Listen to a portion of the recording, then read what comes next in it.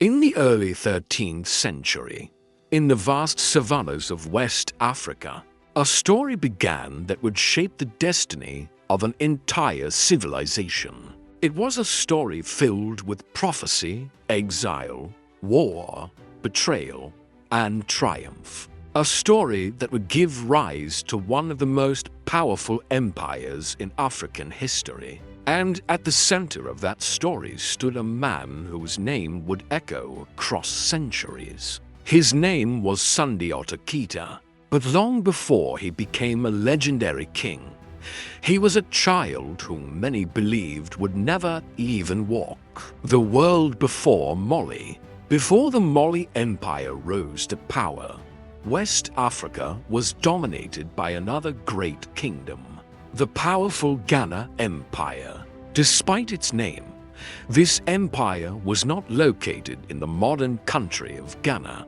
Instead, it existed in regions that today include parts of Mali, Senegal, and Mauritania. For centuries, the Ghana Empire controlled the gold trade across the Sahara Desert. Caravans of merchants crossed dangerous deserts, carrying gold, salt, ivory, and cloth. This trade made the region incredibly wealthy, but no empire lasts forever. By the early 1200s, the Ghana Empire was weakening. Internal conflicts, external attacks, and shifting trade routes slowly eroded its power. Across the region, smaller kingdoms began competing to fill the vacuum. One of those kingdoms was the small Mandinka state of Nioni, and it was here that Sundiata's story began.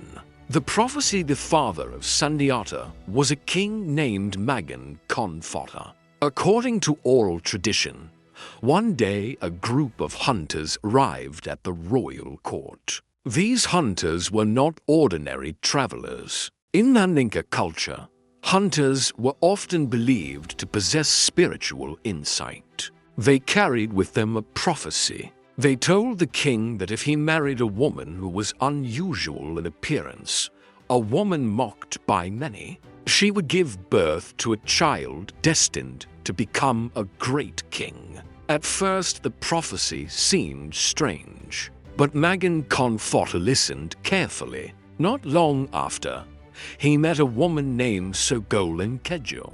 She was known as Sogolin the Buffalo Woman. Her appearance was considered unusual, but the king remembered the prophecy, and so he married her. Soon after, their son was born. They named him Sundiata. The child who could not walk from the moment Sundiata was born. Expectations surrounded him. After all, the hunters had predicted greatness. But as the years passed, something troubling became clear. The child could not walk. While other children ran and played, Sundiata remained unable to stand. He crawled. He struggled, and many people in the kingdom began whispering. Some mocked him. Others doubted the prophecy. Even members of the royal court began to question whether this boy could ever become a king. These doubts grew even stronger after tragedy struck the royal family. King Magan Konfota died, and with his death, a new ruler rose to power. A ruler who saw Sundiata not as a prince, but as a threat. The jealous queen, after the king's death, another wife of the king, gained enormous influence. Her name was Sesuma Birit. Sesuma Birit wanted her own son to rule, and she believed that the prophecy surrounding Sundiata threatened her ambitions. So she began to humiliate Sundiata and his mother. They were treated poorly within the royal court. Servants were taken away. Resources were limited. Life became increasingly difficult. But the worst humiliation came when Sesuma openly mocked the boy who could not walk. She believed he would never become anything. And for years, it seemed she might be right. Until one day everything changed. The moment of destiny according to Mandinka tradition, one event transformed Sundiata's life forever. His mother, Sogolan, was once insulted by Sasuma. Deeply hurt, she cried in front of her son. Seeing his mother's suffering awakened something inside Sundiata. Determination, fury, and a powerful desire to prove everyone wrong. Sundiata asked for a strong iron rod. He planted it firmly in the ground. Using the rod for support, he slowly pulled himself upward. For the first time in his life, Sundiata stood. Then he took a step, and another. The boy who had never walked suddenly began to walk. The court watched in shock. The prophecy was alive. The threat of a future king as Sundiata grew stronger. So did the fear of his enemies. Sasuma Birit realized that the boy she mocked might actually become king one day. If that happened, her own son would lose power. So she plotted against him. Eventually, Sundiata and his family were forced into exile. They left their homeland behind and began a long journey across West Africa. But exile would not destroy Sundiata.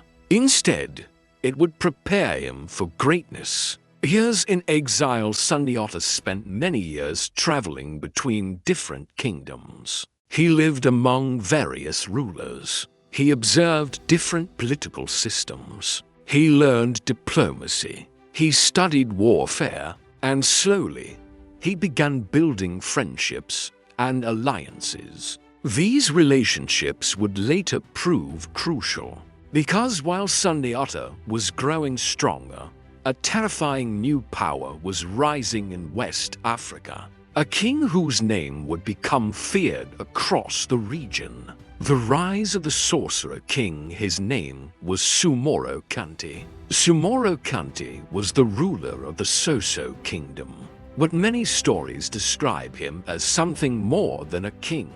Some called him a sorcerer. Others said he possessed supernatural powers. What is certain is that Sumoro was ruthless. He conquered neighboring kingdoms, destroyed rivals, and demanded loyalty from everyone around him. Soon, much of the region fell under his control, including the homeland Sundiata had been forced to leave. The Mandinka people were suffering under his rule, and they began searching for someone who could save them. Only one name kept appearing: Sundiata. The return of the lion messengers was sent across the region. They searched for the exiled prince. Eventually, they found him, and they begged him to return. The people believed the prophecy. They believed Sundiata was destined to defeat Sumoro. Sundiata accepted the challenge, but he knew victory would require more than courage. It would require allies. So he began gathering support from other kingdoms. Warriors joined his cause. Kings pledged their loyalty. An army began to form, and soon Sundiata marched back toward his homeland. The Battle of Kirina in 1235, the two forces finally met. The battle took place near a place called Battle of Kirina. On one side stood Sumoro Kanti and his powerful Soso army. On the other stood Sundiata and a coalition of Mandinka allies. According to tradition, the battle was epic. Warriors clashed. Arrows filled the sky. Drums thundered across the battlefield. Some stories say Sumoro used magical powers, but Sundiata had learned his enemy's secret weakness. A sacred arrow was prepared. When it struck Sumoro, the sorcerer king lost his power. His army collapsed, and Sumoro fled. The tyrant was defeated. The birth of an empire. After this victory, Sundiata was declared the ruler of a new kingdom. But it would not remain just a kingdom. Under his leadership, it became something far greater. The Mali Empire. Sundiata united numerous Mandinka states under one authority. He established laws and governance. He created systems for managing trade and agriculture. Gold mines brought incredible wealth to the empire. Caravan routes across the Sahara expanded.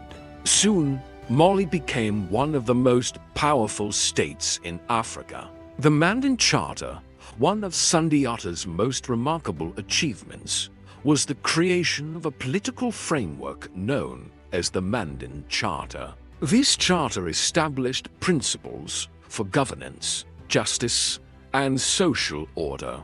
It promoted unity among the different clans of the empire. It also emphasized responsibility, cooperation, and respect. Many historians consider it one of the earliest declarations of human rights in world history. The legacy of Sundiata ruled the Mali Empire for many years. During his reign, the empire grew stronger and more prosperous. Trade flourished, cities expanded, culture and scholarship developed. But Sundiata's greatest legacy was the foundation he created. Because generations later, one of his descendants would become the most famous ruler in African history. His name was Mansa Musa. Mansa Musa would make Mali legendary across the world.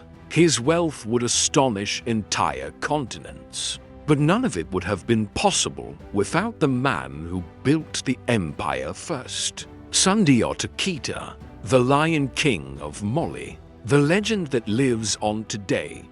The story of Sundiata is still told across West Africa.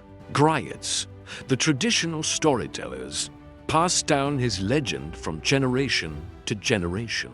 They sing of the boy who could not walk, the prince forced into exile, the warrior who returned to defeat a tyrant, and the king who built an empire. It is a story of perseverance, of destiny, and of a leader who changed the course of African history forever. Because sometimes the greatest kings do not begin life with strength. Sometimes they begin with struggle and rise because they refuse to surrender to it. History remembers many kings, but only a few become legends.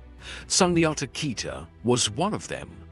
The boy who could not walk became the Lion King who built an empire, and his legacy would one day lead to the rise of Mansa Musa, the richest ruler the world had ever seen. But this is only one chapter in the incredible history of Africa. So if you enjoy discovering powerful stories like this, stories of forgotten empires, legendary rulers, and civilizations that changed the world, make sure to subscribe and join the journey, because history is far greater and far more fascinating than we were ever taught.